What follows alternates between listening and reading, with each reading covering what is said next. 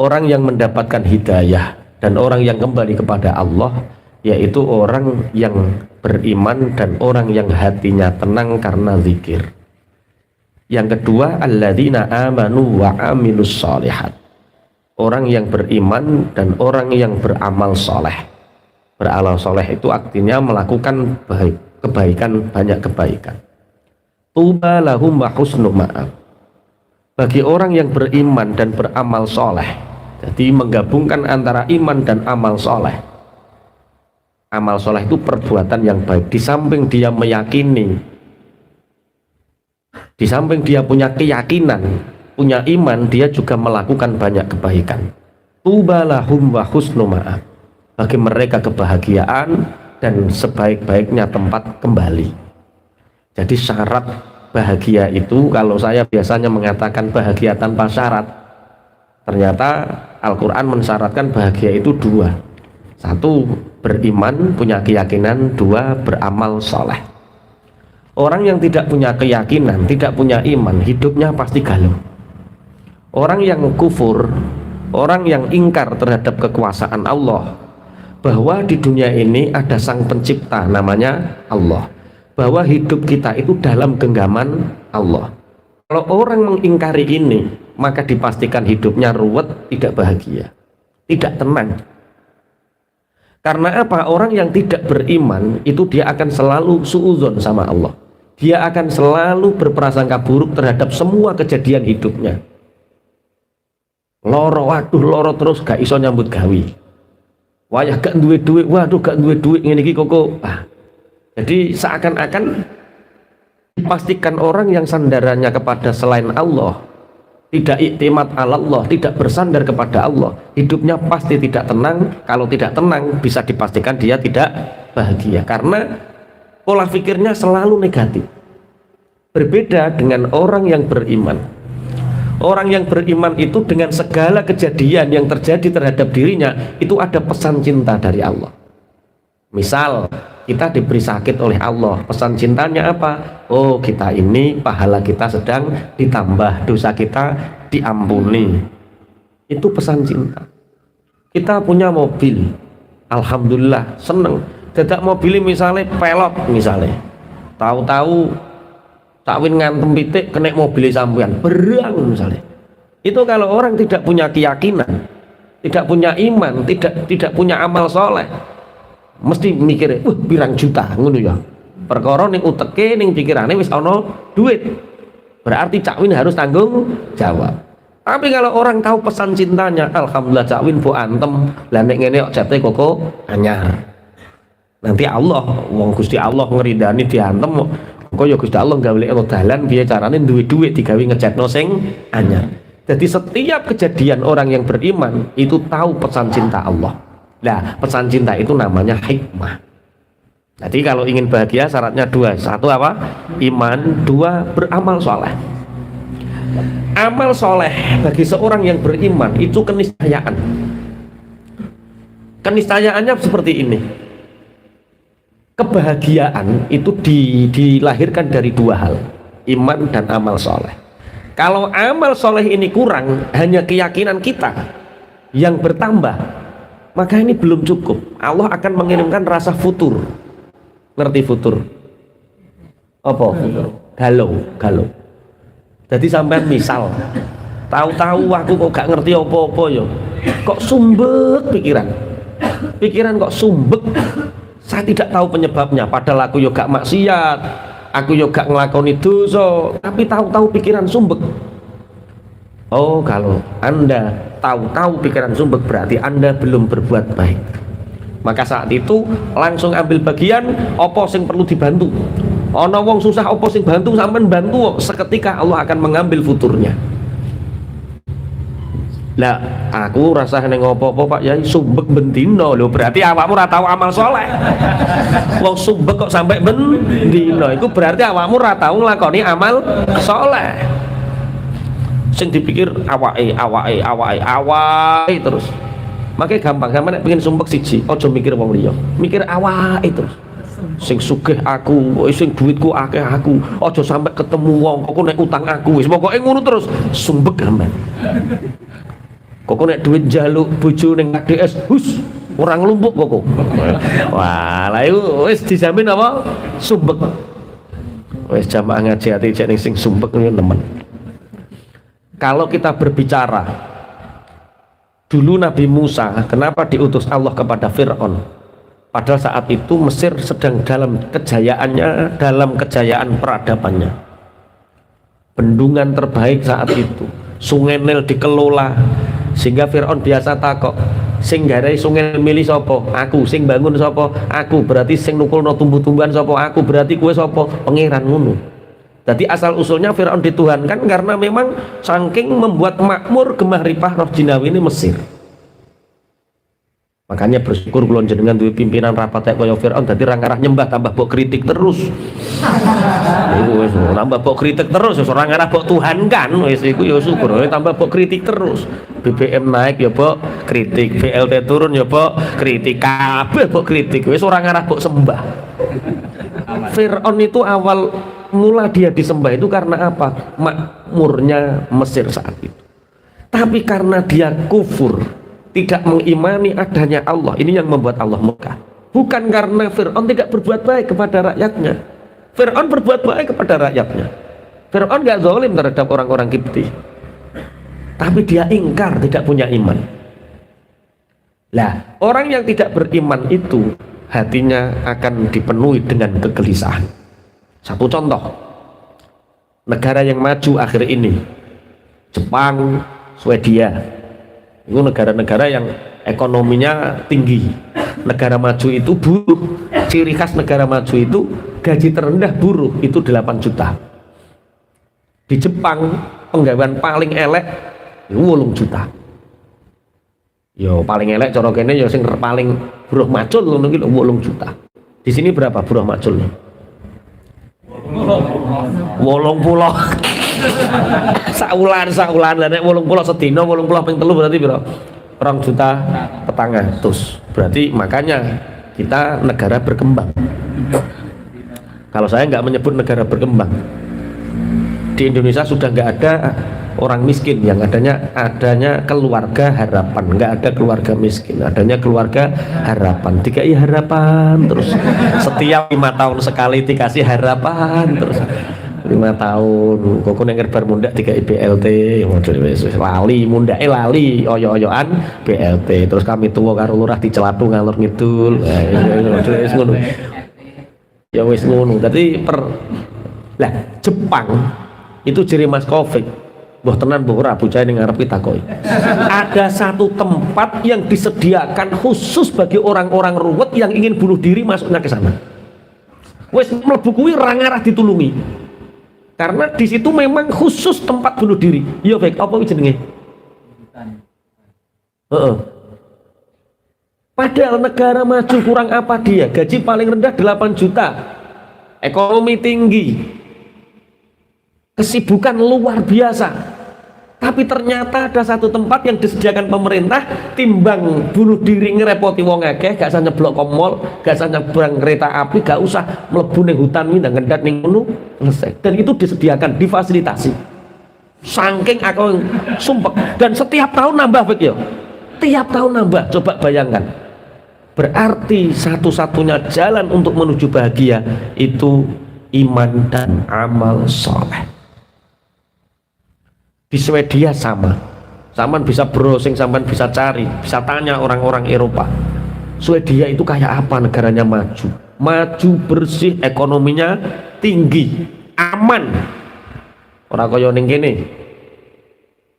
Akeh pendekar kok ning kene, kok aman piye lah. Heeh.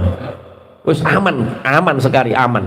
Tapi ternyata masalah yang dihadapi pemerintah Swedia bukan karena infrastruktur, bukan karena kekayaan yang miskin yang kurang, tapi kegelisahan yang dialami oleh rakyatnya.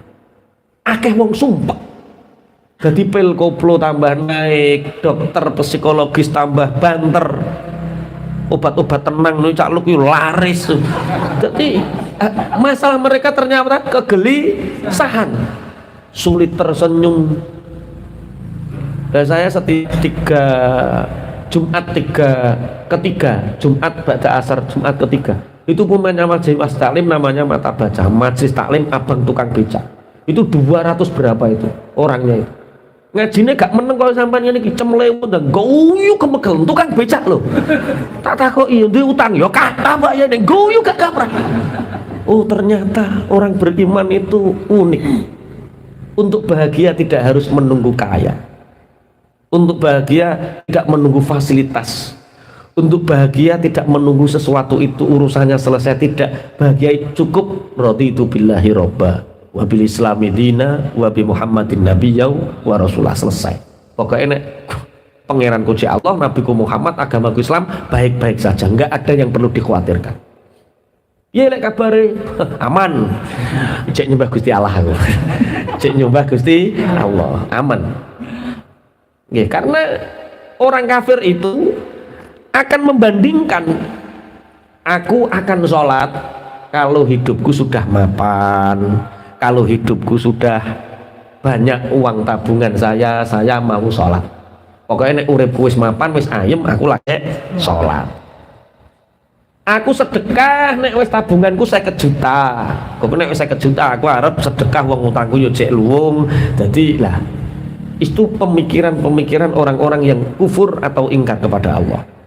Justru dengan kamu sholat, hatimu tenang. Setelah hatimu tenang, pikiranmu jernih. Setelah pikiranmu jernih, rezekiku nempel terus. Makanya jere para yai, para ulama, uripmu itu tergantung sholatmu. Nek kue kepingin dandane urip, dandanono sholatmu.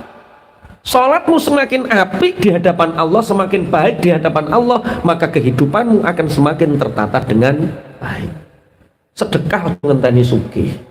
Sedekah iku ya biqadril iktifa awake. Duwe 10.000 sedekah 1.000 ya ora apa-apa. 50.000 sedekah 5.000 ya ora apa-apa. Biqadril iktifa. Jangan menunggu punya untuk sedekah, tapi sedekahlah, maka hidupmu akan berpunya. Diceritakan ada seorang pemuda yang dia itu galau. Dia mencari kebahagiaan kemana-mana. Dia melihat ada tukang kuliner buruh, kok ketoke guyu cekakaan, dia ikut buruh. Ternyata di sini juga sengsara, nggak bahagia. Terus orang kantoran enak ya, kerja di kantoran itu nanti buruh enak. Melu ning kantoran sumpek. Wong kok ditekan jam 7 mlebu, jam 3 lagi mulih. Wah, kemana pun dicari. Wah, sopir tayo cah karo cewek-cewek karo rondo-rondo. Misalnya dilakoni jadi sopir tayo, ternyata dicatoni karo mbok-mbok, ora kuat mental, baper deh Pak. Oh ternyata urip gak penak, ternyata baturan mbok-mbok, baturan nyawang tukang parkir, oh enak, buar dadak sing ngodeke parkiri ilang. Wah wis, semua sudah dikerjakan. Sampailah dia merenung di pinggir sungai. Merenung di pinggir sungai. Cara wong wis meneng, gak laopo-laopo. Katok.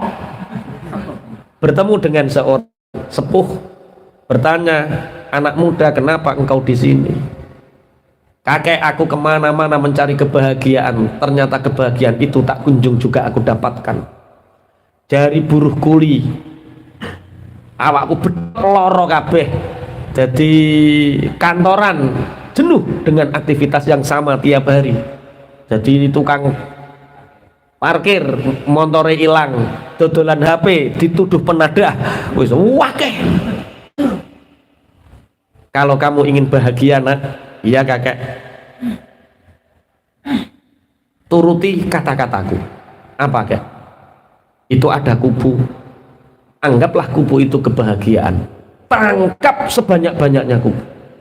Wah, akhirnya balayu nganggo tangan kosong, kubu dicekel gak kenek-kenek, nganggo jaring kenek telu ucul maneh. Ternyata setelah dia lelah, kubu pun nggak membuat dia bahagia. Apa kata kakek? Itulah kehidupan. Kalau kamu ingin bahagia, cukup pandang kubu itu, nikmati, biarkan dia mengisi alam semesta ini sesuai kudrahnya. Berarti bahagia itu bersumber dari ridho kita terhadap apa yang Allah berikan terhadap kita. Itu kuncinya. ridho terhadap Allah yang berikan kepada kita. Ada suami istri bertengkar, cerai, geger, perang. Setelah perang suaminya mengatakan, aku menceraikanmu dan aku akan menjadikan hidupmu sengsara. Jadi sing lanang iki ngancam, aku menceraikanmu, setelah aku menceraikanmu aku akan membuat hidupmu sengsara. Apa kata istrinya? Kamu tak akan bisa membuat aku sengsara sebagaimana kamu tidak pernah bisa membuat aku bahagia. Nek gawe ayem aku ora iso, apa nek gawe sengsara? Karena yang punya hati ini adalah Allah. Yang menggenggam hati ini adalah Allah. Ketika hati ini bersandar kepada Allah dengan keadaan apapun, kondisi apapun, dijamin hatimu bahagia. Berarti intinya kapan kita bahagia? Ketika kita punya iman. Iman itu iktimat Allah, bersandar total kepada Allah. Yang kedua, di samping kita bersandar total kepada Allah, wa amilus shalihat, kita banyak berbuat baik untuk orang lain. Maksudnya mulane wawan tentang cerita jenengan mau takbir teng pundi nek wong medhit dirasani gak dosa. Kula kan nate matur saking eleke wong medhit niku buk rasane ora dosa. Teng kitab Ihya bab 14 tempat ngerasani tidak dosa, termasuk ngerasani tidak dosa itu ngerasani wong medhit. Jadi sing ngrasani wong medhit terusno yo iku gak dosa. Saking eleke ora tau mikir wong liya, mikir awake dhewe. Wa amilus shalihat. Wes, kunci kebahagiaan ternyata ada di nggih, beriman dan amal soleh. Nikmati kehidupan kita dengan segala kecantikannya, karena apa yang ditakdirkan Allah kepada kita itu pasti yang terbaik. Biarkan apa yang dikehendaki Allah terjadi terhadap kita, ridho, maka hatimu akan bahagia. Kadzalika arsalnaka fi ummatin qad khalat min qabliha umamun litatlu alaihimul ladzi auhayna litatlu alaihimul ladzi auhayna ilaika wa hum yakfuruna birrahman qul huwa rabbi la ilaha illahu alaihi tawakkaltu wa ilaihi matab. Masih menerangkan tentang ayat tentang iman dan amalus shalihat, iman dan amal soleh. Begitulah sebagaimana aku mengutus sebelum kamu utusan, aku mengutusmu Muhammad agar kamu membacakan ayat-ayat Al-Quran yang aku berikan wahyu kepadamu. Wahum yakfuruna birrahman, sedangkan mereka kufur terhadap Allah yang Rahman. Qul huwa rabbi la ilaha illahu, katakan Muhammad, Allah adalah Tuhanku. La ilaha illahu, tidak ada Tuhan selain Allah. Alaihi tawakkaltu, hanya kepada Allah aku berserah diri. Wa ilaihi matab, dan hanya kepada Allah tempat aku kembali. Jadi gandengane iman niku tawakal. Tawakal niku nopo? Tawakal niku pasrah ning gone Gusti Allah. Demeng iman niku iktimat Allah, senden ning Allah. Sakniki iman diwujudkan dengan tawakal. Dalam sebuah hadis, at-tawakkulu nisfuddin, tawakal pasrah iku dadi separone agama. Sekali lagi, tawakal itu harus bergandengan dengan amal soleh. Karena ketika tawakal ini tidak berhubungan, dita'alukan dengan amal soleh, nanti seakan-akan sama antara tawakal dengan putus asa. Dalam satu hadis, Rasulullah Muhammad SAW itu memberi gambaran orang tawakal itu orang yang tidak mau diruqyah. Sampai cek di Sahih Bukhari, orang yang tawakal dia tidak mau diruqyah, dia tidak mau dikai, kai itu pengobatan dengan api, dan dia tidak tatoyur. Tatoyur itu menggantungkan hidupnya dengan coro eneng masra krok sopo ape mati kae. Itu tatoyur. Tekek payu rabi, tekek ora, tekek rabi, tekek ora, tekek rabi. Oh ya payu rabi lah. Lah ngono ki jenenge tatoyur. Nek cari tekek wayo, tekek ora. Tekek wayo, tekek ora. Lah ya wayo karo ora kok digantungno ning gone tekek. Lah iku jenenge apa? Tatoyur.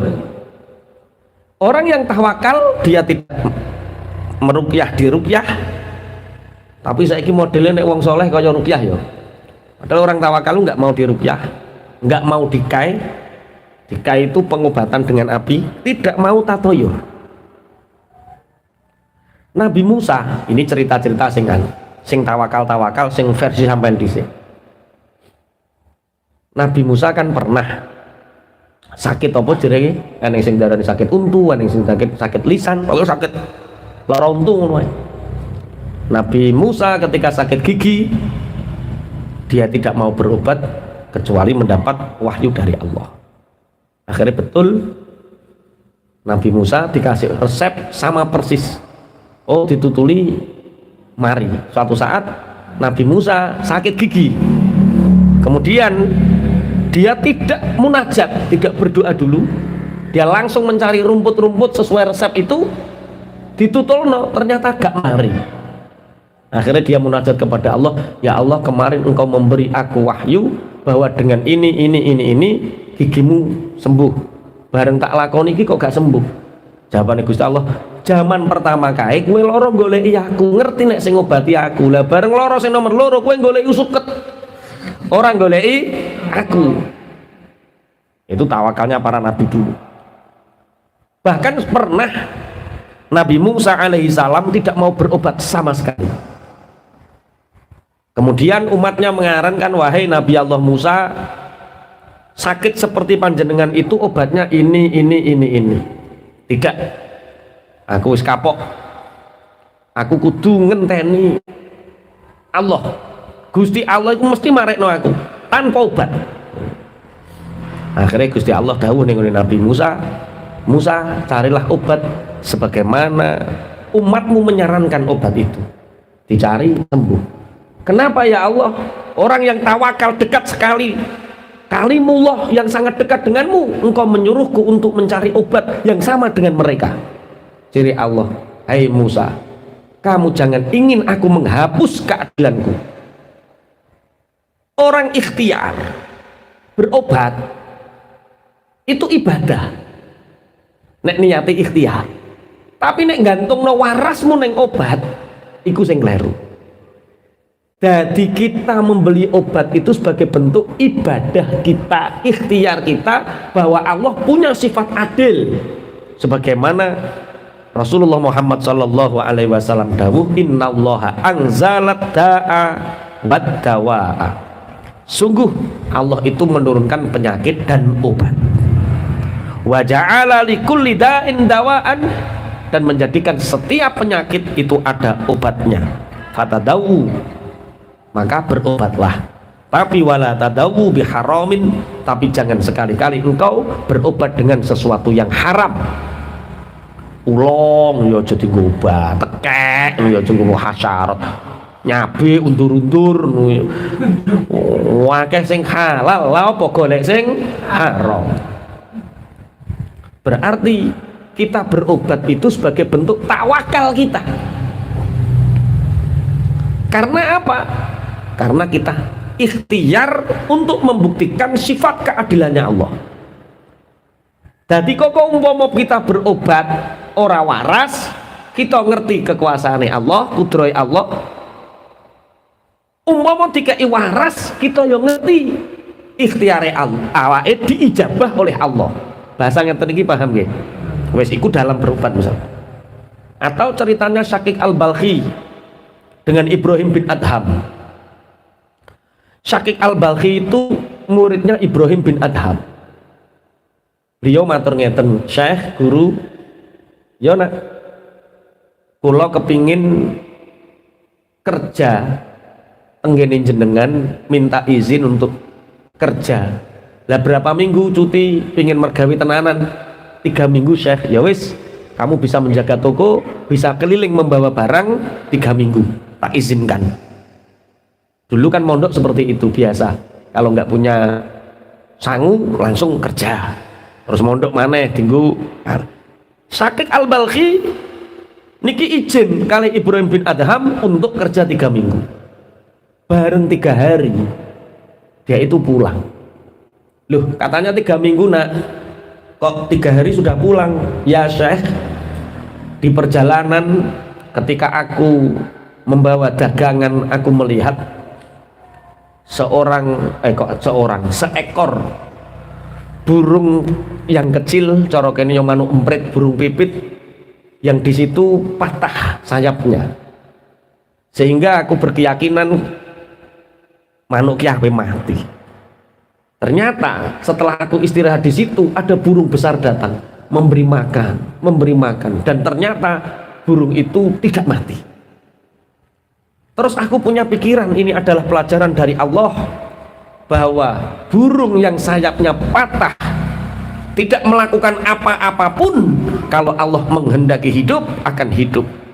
Begitu juga orang manusia, walaupun dia tengok-tengok, duduk manis, tidak melakukan apapun, kalau Allah menghendaki hidup dan kaya, pasti Allah mendatangkan untuk kita. Percuma Syekh aku bekerja, percuma aku bekerja, wong hidupku sudah ditanggung sama Allah. Ini tawakal atau putus asa? Ya urung, ndarani ulama lho, wali lho. Syakik Al-Balkhi wali bu didarani putus asa. Sing darani bocah lagi ngajine di sore. Itu pemahaman yang Syakik Al-Balkhi ku luar biasa. Enggak ada bedanya orang kerja sama orang nganggur. Wayahe mangan ya padha mangan. Burung yang sayapnya patah pun kalau Allah menghendaki didatangkan burung yang besar memberi makan. Untuk apa Syekh? Aku bekerja. Sudah, aku tidak usah bekerja. Padahal gurune Ibrahim bin Adham ini kerja.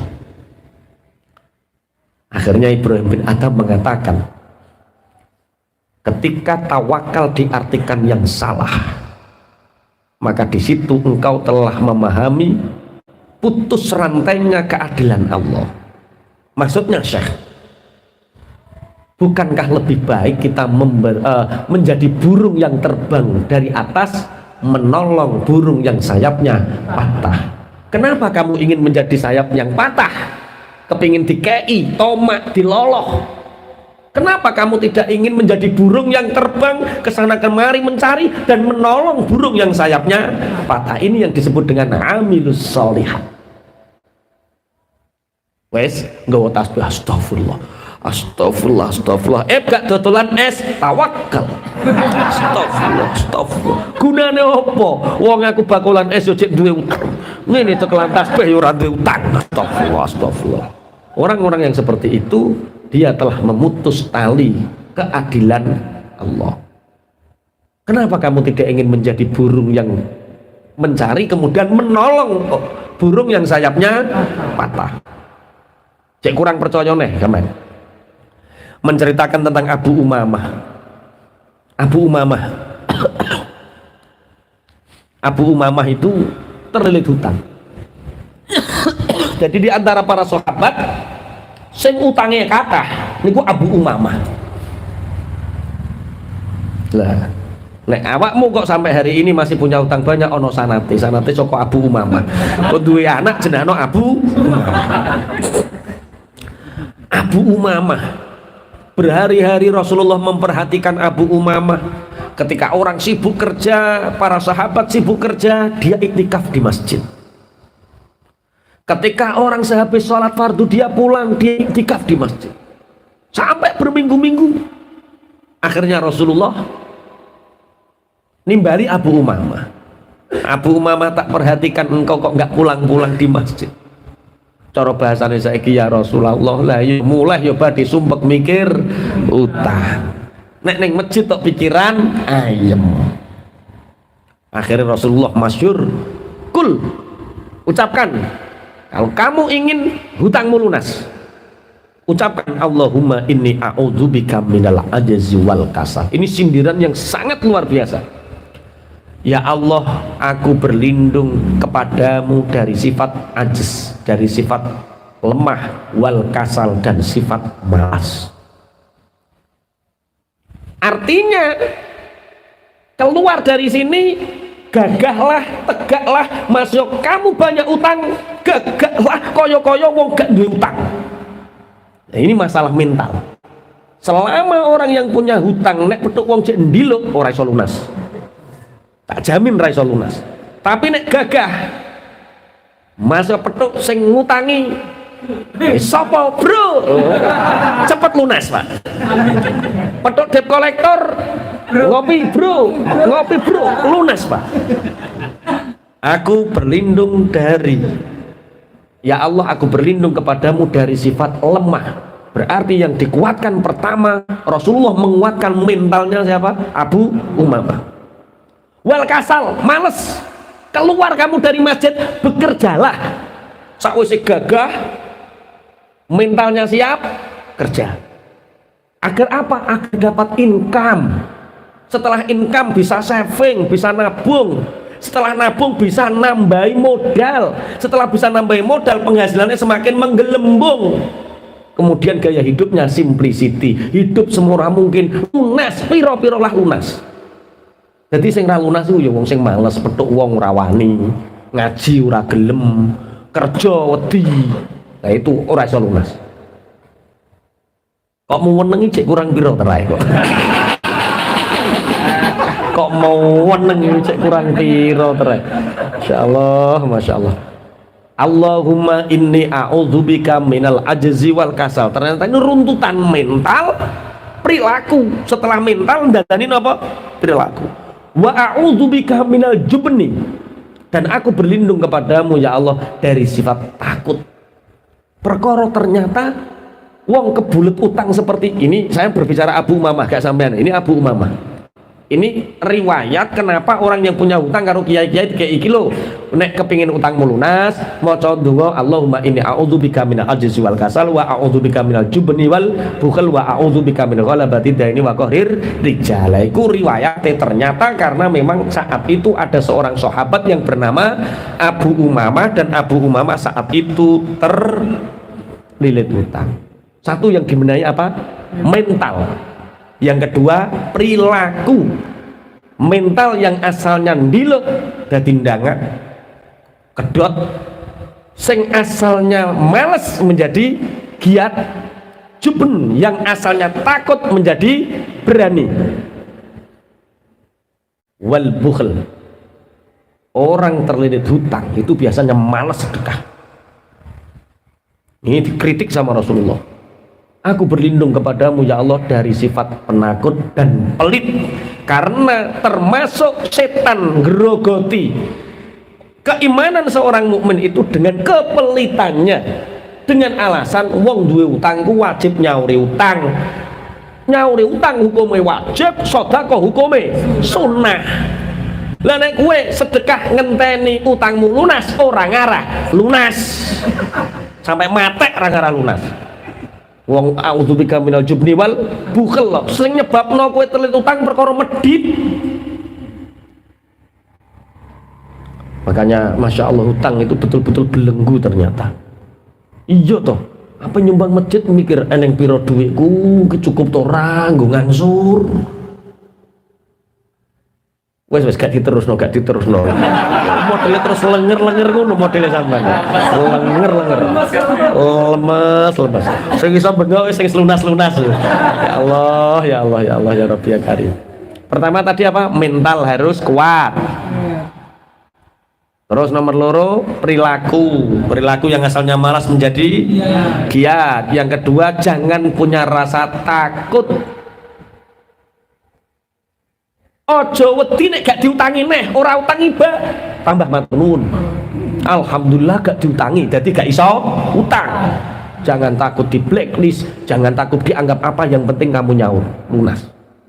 Wal bukhli, pelit. Kalau punya hutang jangan pelit, tapi gemarlah membantu orang, gemarlah bersedekah. wa a'udzubika min ghalabatid daini wa qahrir rijal, dan aku berlindung kepadamu ya Allah dari terlilit hutang dan dari paksaan orang-orang yang memaksa. Paksaan orang-orang yang memaksa saiki cara ngono kaya debt collector ngoten niku. Akhirnya Abu Umamah sadar, dia keluar dari masjid, dia mendapatkan doa dari Rasulullah, dia bekerja keras, hutangnya selesai. Wes ngerti ceritanya doa itu asalnya dari siapa? Abu Umamah ketika dia nggak pulang-pulang dari masjid. So, nek ana wong ning masjid gak mulai-mulai takoki utangmu piro le. Enggak, aku itikaf tok niku. Ora wis ana ceritane. Abu Umamah persis kaya sampean, gak mulai-mulai ning masjid. Abu Umamah.